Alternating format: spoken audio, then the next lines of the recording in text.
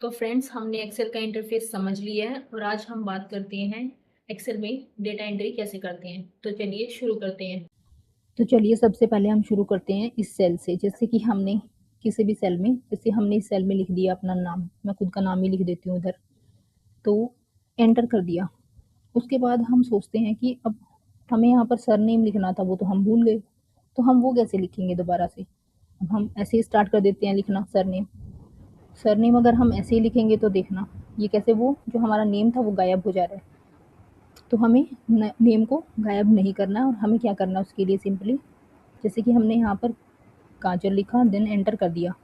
उसके बाद हमें वापस सेल को सिलेक्ट करना है।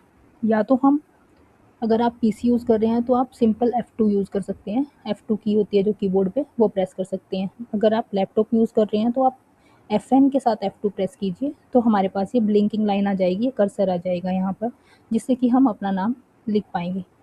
या तो फिर आप सिंपली क्या करेंगे, इधर वापस इस सेल में हम आते हैं, यहाँ पर आप डबल क्लिक कीजिए। डबल क्लिक करते ही फिर से हमारे पास वो जो ब्लिंकिंग लाइन है वो हमें दिखाई देने लगती है। अब आप लोग ये बोलेंगे कि लैपटॉप में हमें FN क्यों प्रेस करना पड़ता है, क्योंकि हमें यहाँ पर जो भी ये फंक्शनल कीज़ हैं इनको एक्टिवेट करने के लिए सबसे पहले लैपटॉप में FN प्रेस करना पड़ता है, तभी वो एक्टिवेट होती हैं FN के साथ। ये कॉम्बिनेशनल की है, कोई सीक्वेंस में नहीं करनी, पहले हमें FN प्रेस करके रखना है और उसके बाद हमें F2 प्रेस करना है सिंपल।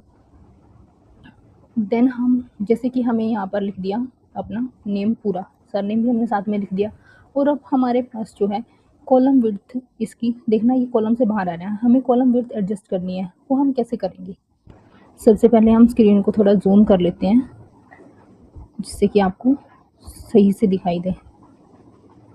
तो देखिए जो हमारे पास ये बीच की, देखो ये जो ए और बी के कॉलम के बीच का जॉइंट दिखाई दे रहा है, हम उस पर सिंपली डबल क्लिक करेंगे और उसको ड्रैग करेंगे, तो हमारी कॉलम विड्थ जो है उससे भी सेट हो जा रही है। अगर हम, एक और हमारे पास है, हम इसको अंडू करते हैं चेंज को। या तो फिर हम एक और काम कर सकते हैं, हम क्या करेंगे, ये जो जॉइंट है हम इसी जॉइंट को डबल क्लिक करेंगे, तो हमारी कॉलम विड्थ जो है वो ऑटो एडजस्ट हो जा रही है। मतलब कि जितना हमें चाहिए, जितना हमारा नेम है उसके अकॉर्डिंग वो एडजस्ट हो जा रही है। जैसे कि हम एक और कॉलम ले लेते हैं साथ में,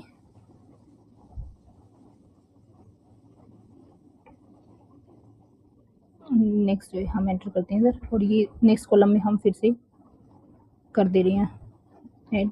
अब हमें अगर तीनों कॉलम्स की एक साथ विड्थ जो है एडजस्ट करनी है, वो हम कैसे करेंगे, हम तीनों कॉलम को सिलेक्ट करेंगे और हम फिर से इस जॉइंट पे डबल क्लिक कर सकते हैं, यहाँ से भी हमारी कॉलम विड्थ एडजस्ट हो जाएगी। या तो फिर हम इसे अंडू करते हैं, एक और हमारे पास है, हमने कंट्रोल ए से हम ये सिलेक्ट करेंगे डेटा को, वैसे हमें यही चाहिए तो हम सिंपल यही कर लेते हैं सिलेक्ट कॉलम सी तक। तो हम क्या प्रेस करेंगे उसके लिए, ऑल्ट HOI, तो उससे भी हमारा जो है ये कॉलम विड्थ जो है एडजस्ट हो जाएगी। ऐसे ही हम रो की हाइट भी एडजस्ट कर सकते हैं। रो की हाइट एडजस्ट करने के लिए हमें क्या करना पड़ेगा, हम उसके लिए भी ऐसे ये जो जॉइंट दिया हुआ है इसको हम ड्रैग करेंगे, या तो फिर हम इस पर डबल क्लिक कर देंगे जिससे हमारी ऑटो एडजस्ट हो जाएगी वो। उसके बाद अगर हमें कोई भी कॉलम या तो फिर रो ऐड करनी है, जैसे कि हमने यहाँ पर बी है, जैसे कि हमें याद आया कि हमें कोई और कॉलम ये बीच में ऐड करना था, तो जिस कॉलम के पहले हमें ऐड करना है, जैसे कि हमें बी के पहले वो कॉलम ऐड करना है, तो हम उससे कैसे ऐड करेंगे, हम करेंगे कीबोर्ड से कंट्रोल और प्लस एक साथ प्रेस करेंगे और हमारा कॉलम ऐड हो जाएगा। ऐसे ही अगर हमें कोई रो ऐड करनी है, जैसे कि हमने नंबर्स टाइप कर लिए, सॉरी, और यहाँ पर हमारा 4 के बाद हमने सीधा 6 लिख दिया, हमें चाहिए था सीरियल नंबर 5 इधर, तो हम क्या करेंगे उसके लिए हम यहाँ से भी इस कॉलम, इस रो को सिलेक्ट करेंगे जिसके पहले हमें वो ऐड करना है, तो यहाँ पर भी हम कंट्रोल प्लस कर देंगे तो हमारे पास एक और रो ऐड हो जाएगी, तो यहाँ पर हम सीरियल नंबर 5 लिख पाएंगे। तो ऐसे ही अगर हमें कोई भी रो या कॉलम डिलीट करना है, अगर हमें ये वाला कॉलम डिलीट करना है तो उसके लिए हम क्या करेंगे, सिंपली कंट्रोल माइनस, तो हमारा यहाँ से कॉलम डिलीट हो जाएगा। अगर हमें ये रो डिलीट करनी है तो रो डिलीट करने के लिए भी सिंपली हमें कंट्रोल माइनस करना है, तो वो हमारी रो गायब हो जाएगी जो हमें नहीं चाहिए। उसके बाद हम देखते हैं शीट्स। शीट्स कैसे ऐड करते हैं हम? सबसे पहले तो सिंपली हमारे पास ये प्लस का साइन दिया हुआ है, यहाँ से हमारे शीट्स ऐड हो जाएंगे। हम यहाँ पर मल्टीपल शीट्स जो है ऐड कर सकते हैं एक साथ एक्सेल में। उस या तो हम ये प्लस वाले साइन से ऐड कर सकते हैं, या तो हम क्या करेंगे, शिफ्ट प्लस F11 जो हमारी फंक्शनल की है उससे हमारी शीट ऐड कर सकते हैं। शिफ्ट F11 प्रेस करो सिंपली और उससे हमारी जो है शीट्स ऐड हो जाएंगी। और शीट्स ऐड तो हो रही हैं, शीट्स ऐड हो रही हैं, तो आप ये देखिए एक बार जूम कर लेते हैं थोड़ा स्क्रीन को हम। 1 मिनट हम थोड़ा स्क्रीन को जूम करते हैं।